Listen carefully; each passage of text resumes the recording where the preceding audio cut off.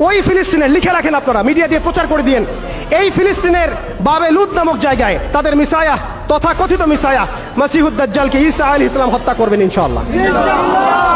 পৃথিবীর কোন শক্তি, কোন ন্যাটো, কোন ইউনাইটেড নেশনস, কোন ইউরোপিয়ান ইউনিয়ন, কোন IMF, কোন ওয়ার্ল্ড ব্যাংক, কোন সাম্রাজ্যবাদী শক্তি এই ভবিষ্যৎবাণীকে ঠেকাতে পারবে ইনশাআল্লাহ।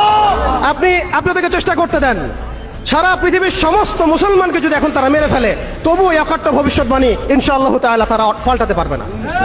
এটা আমাদের আশার জায়গা, এটাই হচ্ছে চূড়ান্ত বিজয়। এবং ঈসা আলাইহিস সালামের হাতে আগামী 40 বছর লিখে রাখেন আপনারা, এরপরের 40 বছর ওই বাইতুল মুকাদ্দাস থেকেই সারা বিশ্বে ইসলামী খিলাফা কায়েম হবে ইনশাআল্লাহ।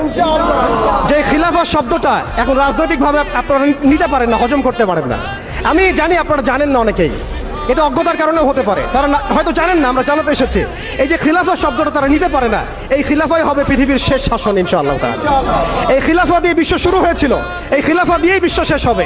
ঈসা আলাইহিস সালাম 40 বছর ওই জেরুজালেম থেকেই এই বিশ্বকে শাসন করবেন ইনশাআল্লাহ তাআলা। এটা লেখা হয়ে গেছে কুদিয়াল আমর, এটা কেউ চেঞ্জ করতে পারবে না।